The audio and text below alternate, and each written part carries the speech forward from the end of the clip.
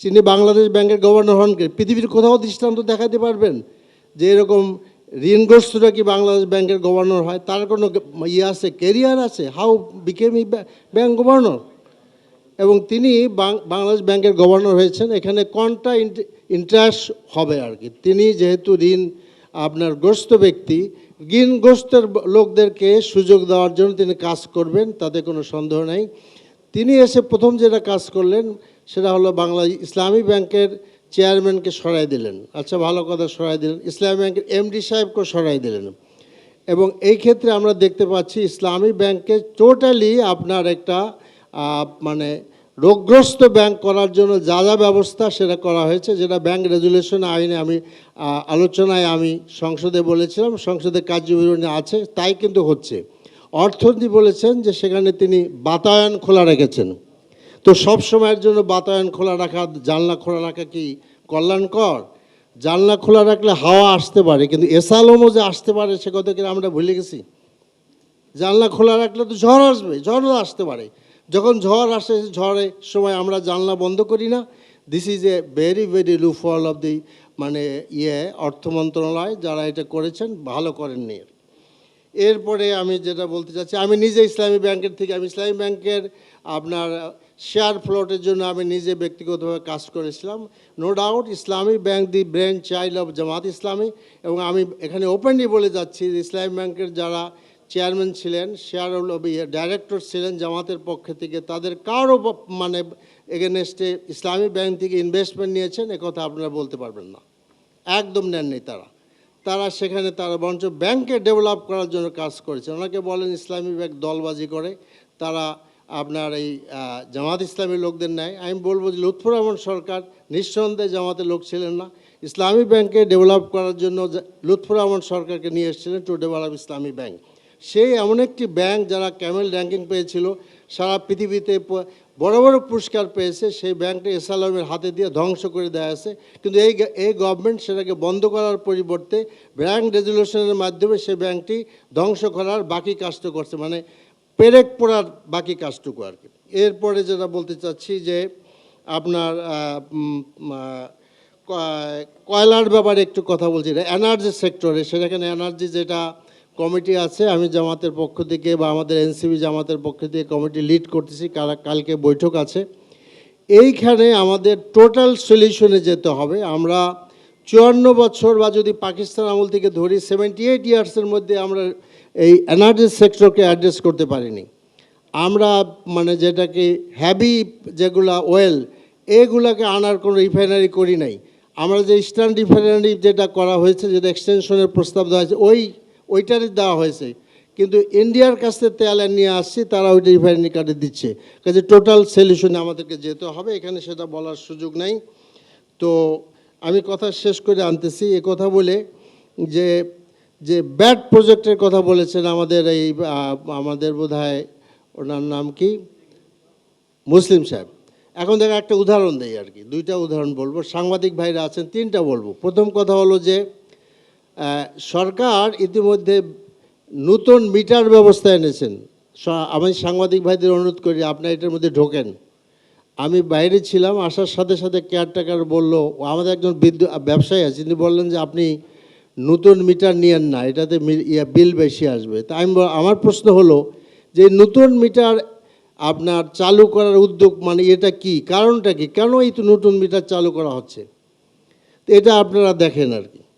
এরপরে যেটা বলবো যে আমাদের দুর্নীতি আর কি, 3-4 দিন আগে দেখলাম যে আমাদের নিটোর, যেটাকে আমরা পঙ্গু হাসপাতাল বলতে বিখ্যাত, সে পঙ্গু হাসপাতাল একজন অ্যাসিস্ট্যান্ট ডাইরেক্টর, যিনি আপনার টেন্ডার এগুলার দায়িত্বশীল, তার রুমে আপনার অস্ত্রধারীরা ঢুকে রুমের ভিতরে তাকে তালাবদ্ধ রেখে তাদেরকে ভয় দেখায় আসছে। এবং এই জিনিসের তাদের পক্ষ থেকে পুলিশকে জানানো হয়েছে। আমি দেখি নেই যে এখনও পর্যন্ত স্বরাষ্ট্রমন্ত্রী বা স্বাস্থ্যমন্ত্রী এ ব্যাপারে কিছু বলেছেন কেন। অবশ্য আমাদের স্বরাষ্ট্রমন্ত্রী অনেক কাজের দায়িত্বপ্রাপ্ত মন্ত্রী, তিনি সংসদে আপনার বিধিবদ্ধভাবে বলেছেন তিনি প্রাইম মিনিস্টারের পক্ষে কথা বলেন, তিনি ল মিনিস্টারের পক্ষে কথা বলেন, কিন্তু আইন শৃঙ্খলার পরিস্থিতি দেশের এত অবনতি ঘটেছে, সেই জিনিসটা বোধহয় উনি কাজ করতে ভুলে যাচ্ছেন আর কি।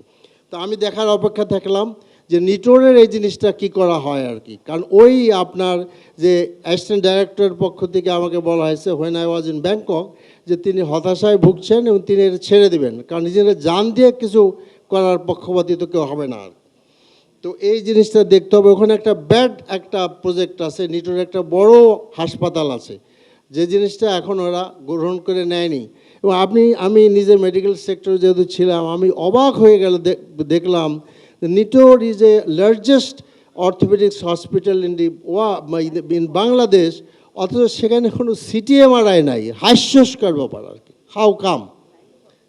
কেন ইমাজিন ইট ইন এ হাসপাতাল।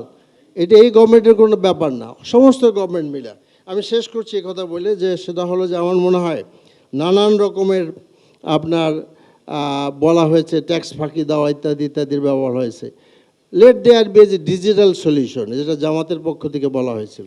আমরা আবারও একথা বলছি, ডিজিটাল সলিউশনে আসেন, যাতে করে ট্যাক্স ফাঁকি দেওয়ার সুযোগ আমাদের নাই, আমাদের না থাকে, এটা করা দরকার। তো আমি মানে বোধহয় বেশি সময় নিয়ে গেলাম। তো আমি আবারও বলেছি যে আমি যখনই আমাদের দেবপ্রিয় ভট্টাচার্যের প্রোগ্রামে আসি, তখন আসলে আমি খুব মানে খুশি হই এবং শেখার নিয়তে আসি, এবং আমি আবার আসবো ফিরে আপনাদের এই প্রোগ্রামে যখন ডাকবেন, অবশ্যই শেখার নিয়তে আসবো। আর একটা কথা বলতে ভুলে গিয়েছি, যে আমরা বাজেটের ক্রিটিসাইজ করার জন্য কোনো ব্যানার বানাই নেই, আমরা কোনো ব্যানার বানাই নাই। আমরা যেটা করছি, যে আমরা খুব শিগগিরই, আমরা সম্ভবত আগামী মাসের খুব কাছা মানে শুরুর দিকে আমরা একটা বিকল্প বাজেট প্রস্তাবনা করব জামাতের পক্ষ থেকে। সেখানে আমরা বলতে চাচ্ছি কেমন বাজেট দরকার আমাদের, আমরা এটা বলবো। আর একটা বলতে চাচ্ছি যে আওয়ার টেকনিক্যাল টিম আজ ওয়ার্কিং, আমরা সেখানে আমরা গভর্নমেন্ট বাজেট দেওয়ার সাথে সাথেই আমরা সে ব্যাপারে এনগেজ হব আর কি। এবং আমরা চাচ্ছি গভর্নমেন্টকে সর্বাত্মক ব্যাপারে সহযোগিতা করার জন্য, মনে করায় দিতে যে বাজেটে আমরা কী কী করতে পারতাম, এছাড়া বোধহয় ভালো কিছু করার সুযোগ আমাদের নাই, সেটা আমরা করব আর কি। আর আমি তো আগেই বলেছি যে দেখেন, আমার বলতে ইচ্ছা করে যে আবু সাইদ মাফ করে দিও। আমাদের নেতারা ইনক্লুডিং মাই আমির, তিনিও আবু সাইদের কবরের কাছে গিয়েছিলেন, এবং আমাদের মানে মাননীয় প্রধানমন্ত্রী তিনিও গিয়েছিলেন।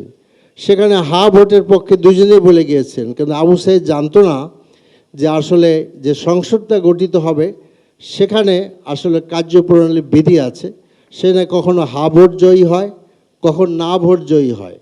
কাজে আমি বলতে চাই যে আবু সাইদ, আমি তো কোনো রাষ্ট্রীয় মানে নেতা নই, আমি না হয় তোমার কবরের কাছে একবার যাব, তোমার কবরের খুব কাছে কাছে আমি মুখ দিয়ে বলবো, আবু সাইদ পারি নাই, আবু সাইদ ভাই, আবু সাইদ পারি নাই, আমরা গণভোট বাস্তবায়ন করতে পারি নাই, আবু সাইদ মুগ্ধ, এবং রিয়া গোপ এবং সিদ্ধিরগঞ্জের ছোট বাচ্চাটি তোমরা আমাদেরকে মাফ করে দিও।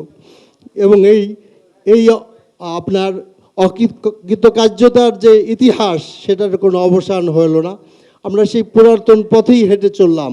কাজে আবু সাইদ মুগ্ধ, রিয়া গোপ, তোমরা আমাদেরকে মাফ করে দিও। আপনাদেরকে অনেক অনেক ধন্যবাদ। আসসালামু আলাইকুম।